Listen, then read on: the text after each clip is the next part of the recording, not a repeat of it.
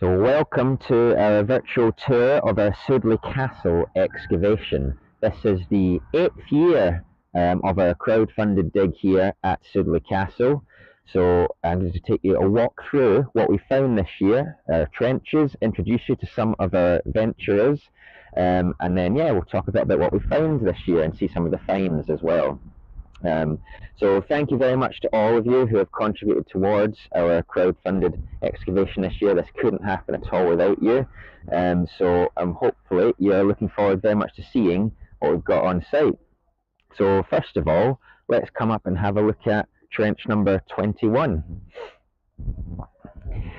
So this trench was started last year because we wanted to start investigating some of the medieval village of Sudeley that might exist around this location that we know from historical records. And we had these raised platforms in the field here, right in the top corner of Hop Field, the same area that we've been excavating over the entirety of the project. And we noticed we had these high platforms, lumps and bumps in the field. We wanted to see what they were. So last year we opened this trench about halfway along, and we came across some walls, as you can see in the middle here. We found this strange looking sort of circular wall in the middle here with a circular pit in the middle. This was towards the end of last year, and we didn't know exactly what it was for, so we decided to come back and open up again. And we've expanded as well, and what you can see is we've also got quite a few walls too. We've got these rectangular walls of a structure attached to this one here that we've just found fresh this season, which is really good. And part of what we're going to do is try and figure out what was this building for. That's our key research question in this trench. What was going on here? Were they making stuff here? Was it for living in? What was the purpose of this structure here? So far, what have we had? We've had some pottery coming out. So we've got some really nice medieval green and glazed pottery appearing. This is coming out of our big circular pit in the ground, this enigmatic feature. We want to figure out what it is before the end of the dig. And in the middle of it right now, we've got Katie, who is helping to excavate it out. So I wonder if you wanted to tell us a little bit about kind of, what made you come to the dig and your experience here. So I decided to do this because I'm currently studying for a master's in Viking studies, and I wanted to see archaeology done firsthand, get some experience. Brilliant, thank you very much. And how's it going for you? Enjoying it? Yeah, it's a lot of fun. Brilliant, good stuff. Yeah, it's been really interesting to see the actual process, because obviously you come across things in photographs or you see things online, but you don't know the context of it until you actually come and do it. Thank you very much. Well, hope you enjoy seeing what we get in here for the rest of the day. So as we come over towards the top end of Trench 21, I'll show you a little bit more of our structure that we've been talking about. Hopefully you can see we've got this big long wall right next to where the big circular pit in the middle is. Looks like this is maybe added on at a later date. So do we have two different buildings? And what we'll do as we're keeping digging is trying to maybe get some dating evidence out, some pottery or some other things that we can use to date to figure out what one came first and what one came later. But it's a really nice, well-defined wall outlines in here, so really good to see that. Trench 21 looking really good. Let's have a look at our other trench.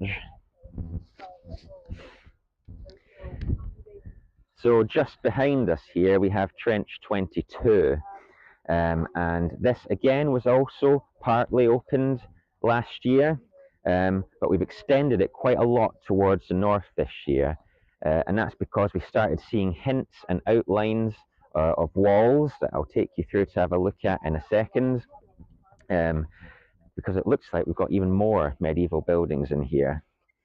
So let's head this way and have a look. So I'm just going to step in the trench for a second. We have some walls of buildings coming through here. This one we've just found in the last couple of days, and our new ventures are continuing to clean off. These guys have all just started today, so they're getting their trowels fresh, cleaning out this building here. And then there's another one. I'll walk over to the other side of the trench as well.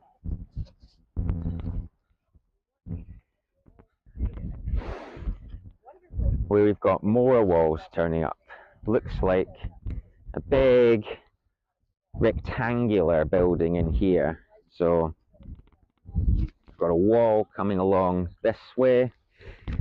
It returns just behind me as well, and then back again just where Chris is walking along. So a big old rectangular building looks like we've got in here.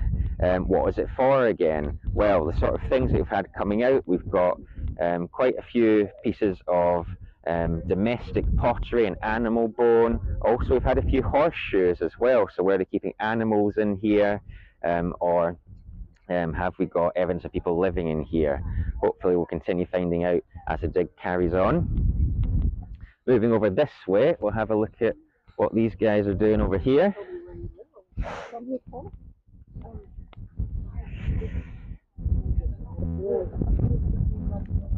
As we get towards the very northern limit of the trench, let's talk to Steph and see what you've been up. So I wonder if you wanted to tell us a little bit about kind of, what made you come to the dig and your experience here. Oh, well, I feel like an imposter here because I joined the dig because my friend joined the dig. I thought this sounds like a cool opportunity to learn stuff, so I'll come along and learn some stuff and dig in the dirt. Brilliant. It's awesome. Amazing, you enjoyed it? Yeah. Brilliant, thank you very much. Well, that's great. I shall have that back and we'll carry on looking at the trench. Thank you, Steph. Thank you.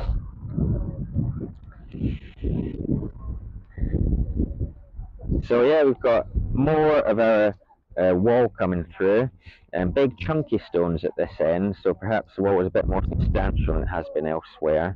It may have been sort of, over the years, a lot of the stonework is what we call robbed away, where they reused it elsewhere, and so some of the stone is missing in parts of the building, whereas other parts it survived, and that's where we see the outline surviving just there. And then as we come up to the top, we've got a really nice find to show you. We get a nice close zoom in of this one. We've actually got a quernstone where they would have been milling grain into flour. So we've got about half of it surviving. You can see the central hole there, where the middle of the quernstone would have been. There'd have been a second one on top that would have been grinding grain. So perhaps we're seeing evidence that maybe this building was used for processing grain, storing it, turning it into flour maybe. So yeah, it's really nice to see that overall picture of medieval Sudeley starting to appear in this part of our excavations. Yeah, we'll see what happens over the next few days of the dig. So thank you very much everyone for joining us on the tour of site today. Hopefully you've enjoyed it. Thank you once again for crowdfunding our excavations. As we say, this wouldn't be possible without you. So yeah, thank you everyone for all of your help and contributions.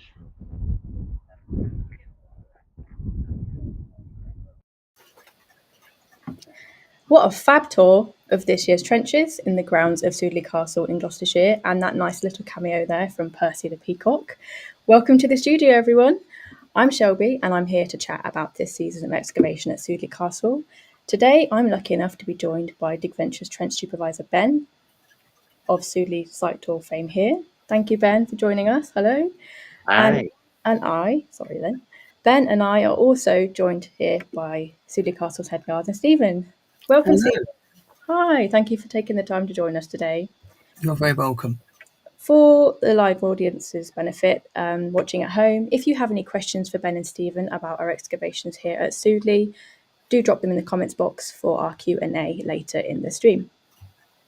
So first of all, let's take a moment to recap why we're here at Sudeley Castle this year. Today, Sudeley is the family home of Lady Ashcombe, and it's preserved for public visits. Part medieval castle, part Elizabethan mansion, for nearly 1,000 years it's hosted some of England's most famous monarchs, including King Charles I during the English Civil War. But perhaps best known for living here were the Tudors, who truly left their mark. Anne Boleyn stayed here with Henry VIII, Catherine Parr lived here after his death and is even buried here herself, and Elizabeth I celebrated her Spanish Armada victory here. But there's even more history here beyond the surface, and what better time to delve into a medieval village that vanished from history than Halloween? Those of you who've been following DigVentures for a while will know that our previous crowdfunded excavations here at Sudeley Castle have focused on the recovery of a lost Tudor garden. But since last year, we've turned our attention to even further back in time, investigating the lost medieval village of Sudeley. Known to once stand in the grounds of today's castle, the village of Sudeley is even mentioned in the Domesday Book, and I actually have an image of that to share with you guys. There you go.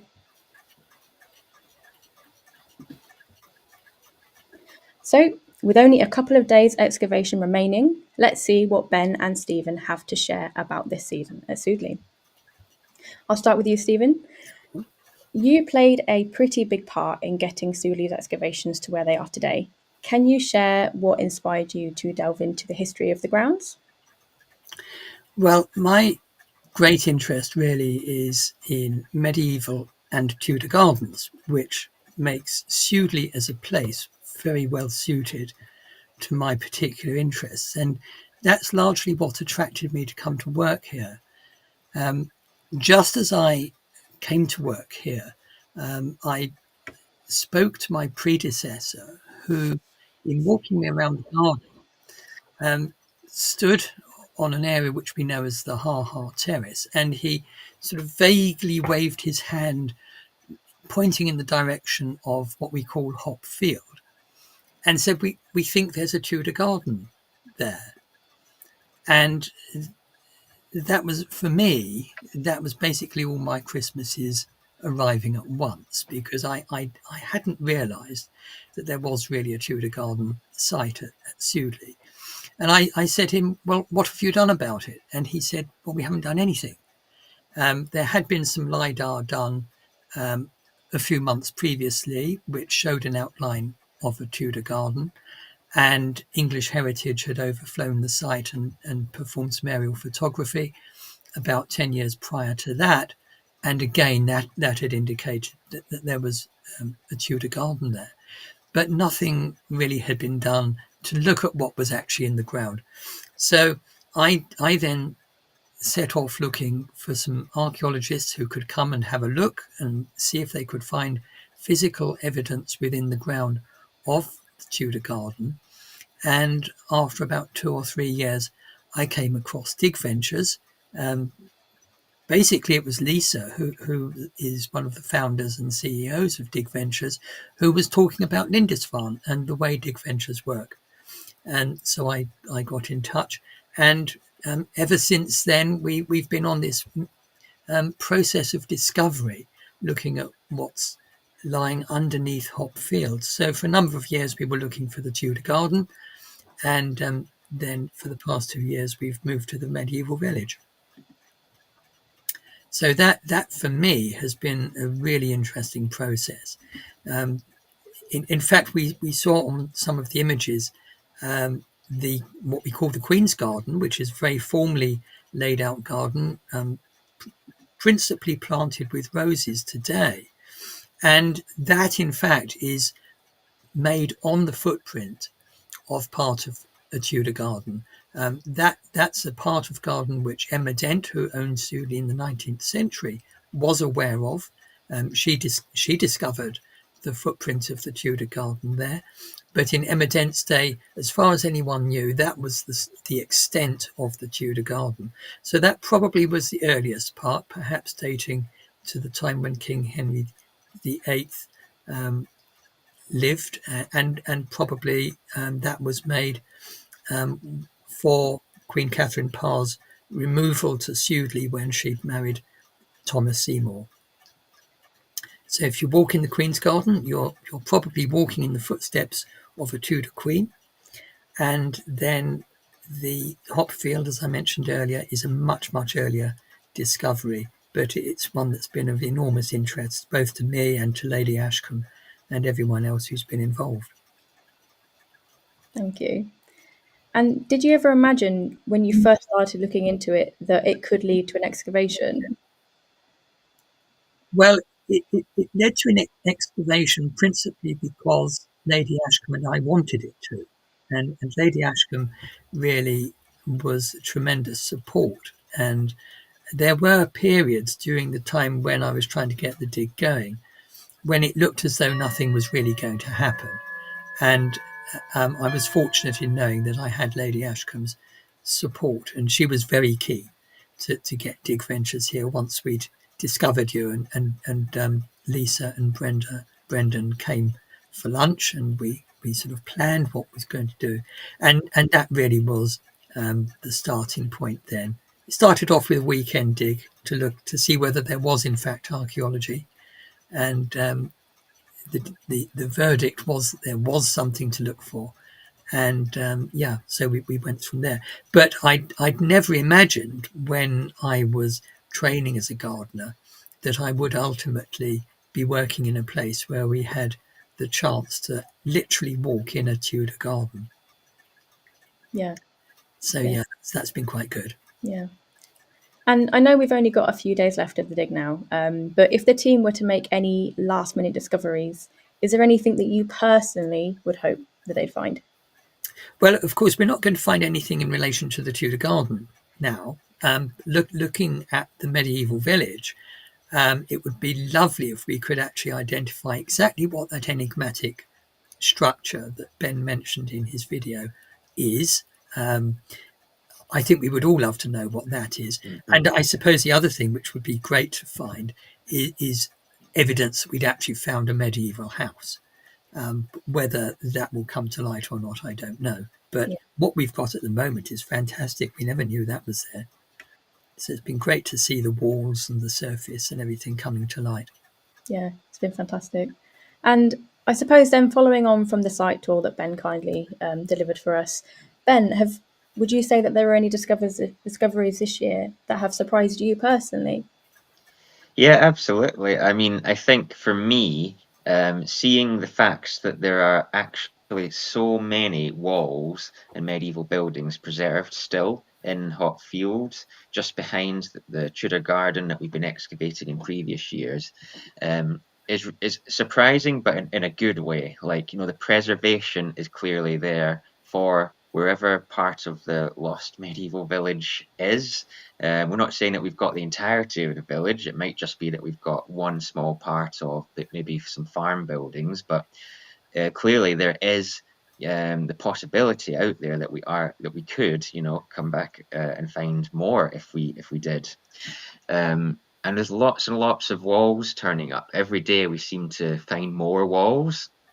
So whatever's going on there seems to have been a lot at various different times. And we've had some really interesting things, like we mentioned in the video, the circular wall feature, and there seems to be a lot of burning, like a fireplace up against it almost. It could be a fireplace, we're not sure yet, but there's a lot of burning right behind it. So that's kind of been surprising as well. We haven't had anything like that before in our excavations. So to find perhaps where people were actually maybe living, often you would have something like a fireplace inside a house where you're cooking and keeping warm in a medieval house. So maybe we have got that medieval house after all. So hopefully the next few days digging will get to the bottom of that.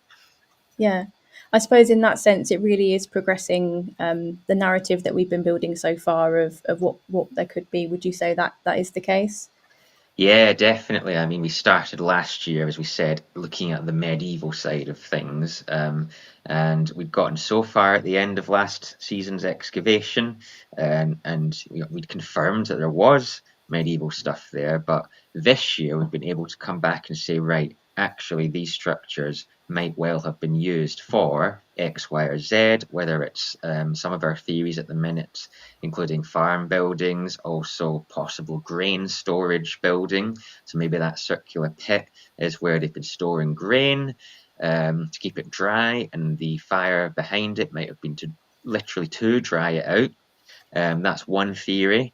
Hopefully, we'll get some more evidence to find out either way in the next few days. And also, we seem to be finding a lot of domestic waste, such as pottery and animal bone, but horseshoes as well, believe it or not. Quite a lot of horseshoes. So perhaps they've been keeping horses indoors in these buildings as well. Maybe like a stable or a low level kind of stable anyway. Mm-hmm.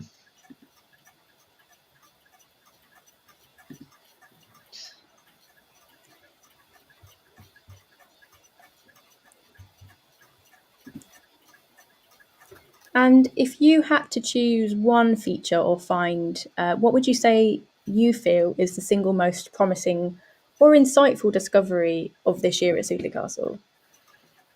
I think it is the fact that we have actually got those medieval buildings there.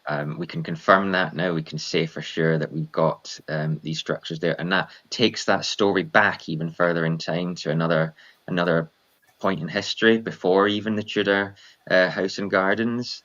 So, you know, the fact that we can then add that whole narrative to Sudeley's history, I would say that yeah, our medieval structures, our buildings, whatever they are, have really been, yeah, that's the really insightful discovery that we've been able to add to that story of Sudeley this year. Yeah. And do you have personally, any favourite discoveries from the project? Not necessarily from this year, but from the whole project to date, if you had to. Yeah. Yeah, I've really liked some of the carved stone that we've had coming out. So in previous years, a lot of the Tudor garden, for instance, the external wall was made out of carved stone, some of which came from Winchcombe Abbey that was dissolved, and a lot of the ruined stone then got brought to Sudeley. And so some of them are really ornately decorated. We've got these little ball flower motifs on them, really nice carvings. So I would say they're probably some of my favourite finds over the dig. Yeah.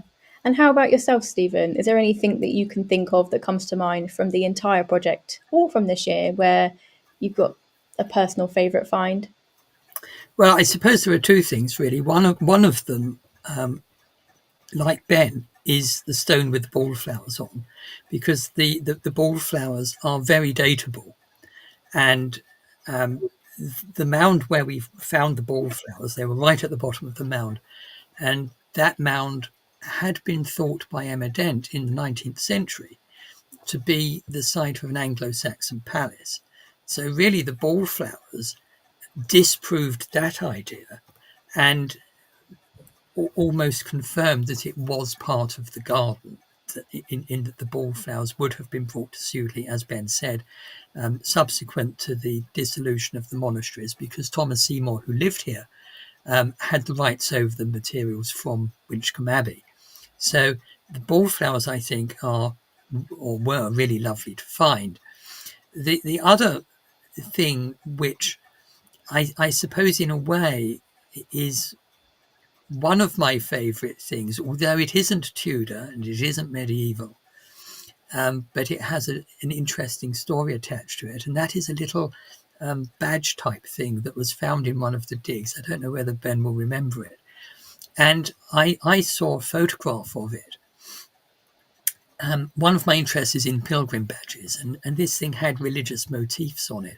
And looking at the photograph, I immediately got excited and thought, my goodness, they've actually found a pilgrim badge, because there was a site of medieval pilgrimage very close to Winchcombe. In fact, St Kenelm, who was interred at Winchcombe Abbey, was brought down to Winchcombe from the hills above on his way back from where he'd been murdered and subsequently found.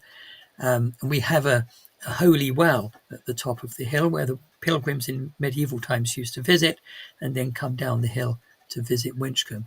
And so I thought, because the Tudor garden is not very far from the route the pilgrims would have taken. I thought, goodness, they found a pilgrim badge.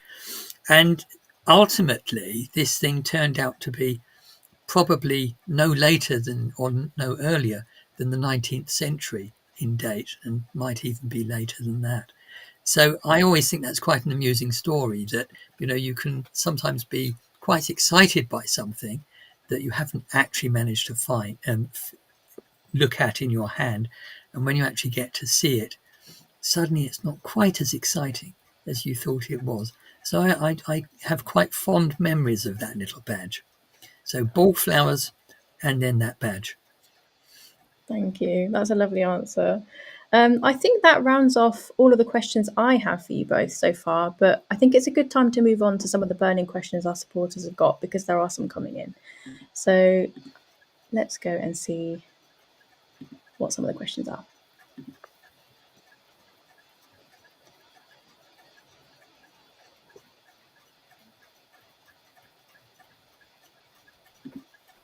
So Ivor64 has asked, could that burning possibly be part of a bakery?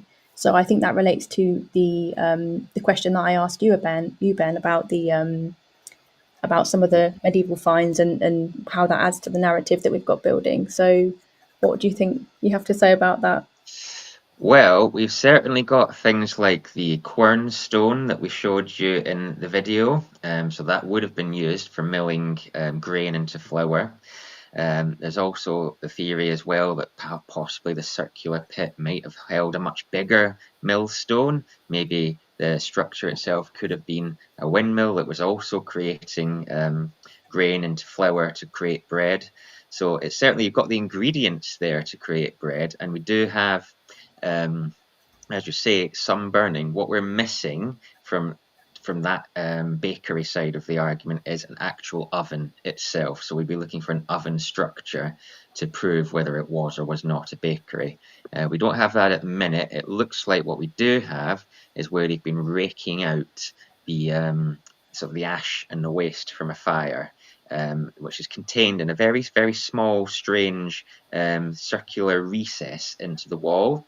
It's only maybe about 20 or 30 centimeters across, and that is currently being excavated out today. So I reckon as we come towards the end of today's work, we might know a bit more about what that burning actually was used for. Yeah, thank you. We also have a question from Martin from Canada. I don't know if you can see part of his question, but he says, during the video tour, it looked as though we have now found the fourth wall of the structure in Trench 21. Is this the case? And have there been any more ideas about what the structure might be? Yeah, that's right. So at the beginning of this week, we extended Trench 21 slightly towards the east, and we did find the back wall of the structure, so the return wall that we were missing in that first week of the dig. And that does seem to join up, and then the three outside walls then attach to the strange circular wall in the middle of the trench. And what's interesting about that is they are slightly misaligned. They're slightly on a skew from the circular wall in the middle. And what that is telling me is that they're probably of two different phases. So one of those structures was there first, and then they added on another one later. Maybe there was some alterations to the building, or maybe they needed to make it bigger, for example. So this is the same building where we've got that burning material in that we've just been talking about. So yeah, in terms of what its function might have been, perhaps it changed slightly when they added those walls on later or adapted the building, and then they've had a fire in there, perhaps a fireplace, perhaps that's where they're living, or perhaps it is a bakery, or any of these things. We're hopefully, as we say, at the end of today into tomorrow, we'll start to find out more about that. Thank you, Ben. And we've also had another question in from Sue asking about whether the Doomsday Book gives any indication of the size of the village. I don't know whether either of you are able to answer that, but we do actually have an image of the entry in the Doomsday Book that does give an indication about the size of the village. So if you bear with me just one moment, I'm just going to see if I can pull up that photo.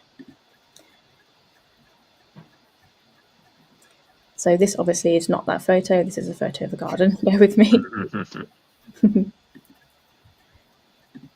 think it's this one. Yeah, there we go. So as you can see, it says that the village consisted of 18 villages and the households, 8 smallholders, 7 slaves, 7 female slaves. I don't know whether, Ben, perhaps you're able to build on some of what the entry is indicating. Yeah, so I think there is, and I can't remember exactly the number, but there is a rough estimate of how many people would have been, so how many villagers and teams of oxen would have indicated how many people were living in any sort of given house, that you could then extrapolate as to how many houses there were in the village and thereby see how big the village was. So 18 villagers, 8 smallholders, and a number of slaves and certain teams of oxen did sort of equate to a certain size of village back in the day. But I can't remember exactly what that ratio is off the top of my head. But yes, I think you could probably get an estimate based on what the entrance in the Doomsday Book was. Yeah. Thank you for that. I'm glad that we had that image, but thank you for providing the extra context around that. So I actually do have some more questions. So I think it could be good for me to just sneakily jump in and ask those, if that's okay with you both. Another one for Ben, really. Just been thinking about the community of venturers that Sudeley has built up over the years. In fact, I guess it could be one for you as well, Stephen. We have venturers that join in the dig year after year. What does it feel like to see the familiar faces each season? And in Ben's case, could you tell us a bit more about the invaluable contributions that these venturers make to the dig? Yeah, absolutely. I mean, we have a really great community that come along to the Sudeley Castle excavations. Some people who return year after year, most of the way back through the project. We see them again and again, as well as some lovely new people as well, who come and clearly, just want to get involved, which is brilliant. And I've seen that sort of community grow over the years. A lot of them are now really good friends. They either chat or meet up outside of the dig as well. But it's not only the social side of it; they're also becoming really good at digging, and they are becoming at that level now where I can set them off on a task and they can go and carry it out, and I can know that it'll come back and it'll all be done. And so it's really nice to see them growing both kind of socially, I guess, and archaeologically, which is what we're doing it for. We're bringing people together to do archaeology. I don't know if Stephen might have something to add. Yeah, I suppose my thoughts are very similar, and there are some people who have been supporting the archaeology at Sudeley almost from day one. I remember one girl who used to come digging here with her mother. She was particularly keen in archaeology, and ultimately she finished up, I think, going to Durham University to study archaeology, and I believe even worked with DigVentures as an intern last year or the year before. So it's quite nice to see that happening, where and this probably happens on other digs that DigVentures run, that you see somebody coming along and the seeds, if you like, are sown and then germinate and grow and perhaps eventually turn into a professional archaeologist who may go on and do wonderful things in the profession later in their careers. So that's wonderful to see. But also, particularly in the early years of the Tudor Garden digs at Sudeley, we did have a lot of support from some quite influential people. People like Philippa Gregory, for instance, was very supportive of what DigVentures was doing at Sudeley. And so we've been fortunate to have support from very well-placed people, and also this returning support from the venturers who have come year after year. And sometimes the weather has been pretty grim at Sudeley, particularly when we've been doing the autumn digs. and they still keep coming, which, the rest of us are running for cover, but the venturers are digging away in the mud and the muck, and they're loving it, which is great. Yeah. And do you, with the change of focus from the Tudor Gardens to the idea of the lost medieval village, do you feel like this season feels different with the work? But this is a question for both of you, really. Like, do you feel like the atmosphere is different, or perhaps that just with the different focus and what it could mean in contrast with different years, does it have a different feel to it?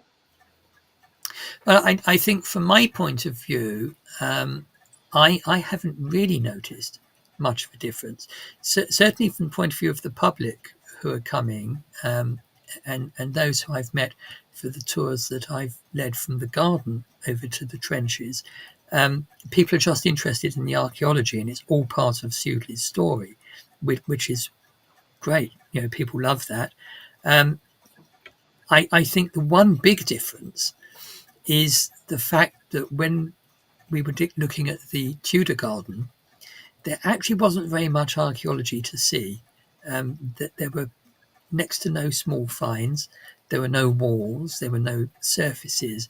It was just undulations in the ground, and I think we came to realise that it was the undulations in the ground that were the sole remnants of the Tudor garden. Whereas last year and this year, we've actually got what people recognise as archaeology. There are walls and surfaces, horseshoes, as Ben mentioned, a very nice little coin last year, which people loved, loads and loads of pottery, bone with evidence of butchery on it. So you've actually got things that are tangible links to actual people. Whereas in terms of the Tudor garden, it was all so ephemeral. It was perhaps fairly, I imagine, fairly difficult for people to imagine that they were in a Tudor garden, other than when they found the boundary wall and the ballflowers at the base of the mound. Yeah, I mean, I would add to that and echo that as well, that whilst the archaeology in the last couple of years might have been a little bit different from the Tudor garden moving into the medieval buildings, the atmosphere itself in terms of the dig is very much continued, like as we're saying, with those really great community of people, everyone coming back, and new people as well gelling together. Just really enjoying archaeology and getting involved and uncovering the story of Sudeley, whether that's a Tudor garden or whether it's a medieval village or whatever it happens to be, whatever finds they uncover. Yeah, it's really nice to see that atmosphere just keep growing. Yeah. Thank you, Ben. And thank you both for taking the time to answer the questions. I think it's probably time to bring the Q&A to a close. I'll just quickly check that there haven't been any other burning ones come through that we can try and squeeze in the time.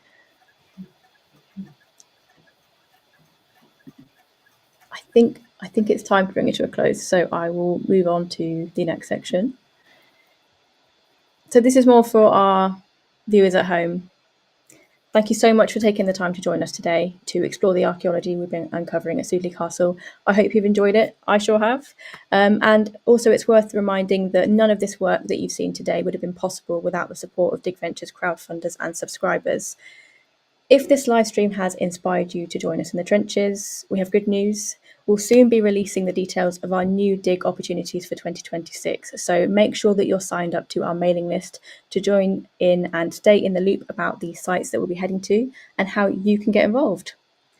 And if you'd like to get stuck in with DigVentures next year, follow the links on your screen now to find out how you can become a subscriber and for early access to bookings and other exclusive DigVentures benefits. Now, I can't close without saying a massive thank you again to Ben and Stephen for taking the time to share their knowledge and chat all things Sudeley today. And thank you to everyone at home for joining us. We look forward to seeing you next time. Have a great afternoon, everybody. Thank you. Bye, guys. Bye. Bye.